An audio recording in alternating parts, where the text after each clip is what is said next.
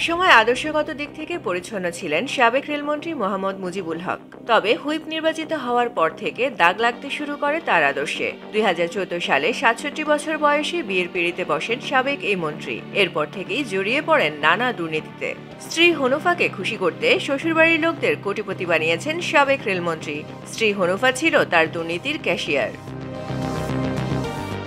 সম্পদ গড়ে শুধু নিজেই কোটিপতি বনে যাননি, অবৈধ সম্পদ গড়ে পাল্টে দিয়েছেন শ্বশুরবাড়ির লোকজনদের অর্থনৈতিক অবস্থাও। তার টাকায় বিলাসবহুল জীবনযাপন করছেন তারা।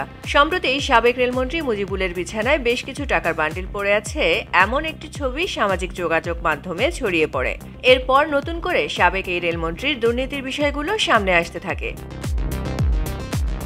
নির্বাচনী হলফনামায় নগদ ২০,০০০ টাকা সহ স্থায়ী অস্থায়ী সম্পদের পরিমাণ প্রায় ১ কোটি টাকার হিসেব দেখিয়েছিলেন তিনি। কিন্তু এখন তার শত শত কোটি টাকার সম্পদের তথ্য পাওয়া যাচ্ছে।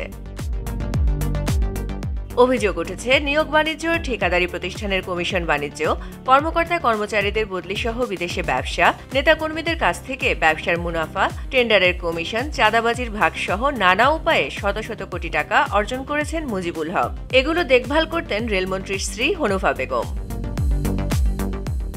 মুজিবুল হক শাশুড়ির নামেও কিনে দিয়েছেন ফ্ল্যাট, বাড়ি। তার স্ত্রীর অন্য ৩ বোন আগে সাধারণ জীবনযাপন করলেও মুজিবুল হকের সঙ্গে বিয়ের পর তাদেরও কপাল যেন খুলে যায়। তারা এখন আলিশান বাসায় থাকেন এবং বিলাসবহুল জীবনযাপন করছেন। শ্বশুরের পরিবারের সকলকে বিলাসবহুল চলাচলের অর্থের যোগানদাতা সাবেক এই মন্ত্রী। গত ৫ আগস্ট ছাত্র জনতার আন্দোলনের মুখে দেশ ছেড়ে হাসিনা পালিয়ে যাওয়ার পর থেকে গা ঢাকা দেন কুমিল্লার চট্টগ্রামের সাবেক সংসদ সদস্য ও রেলমন্ত্রী মুজিবুল হক।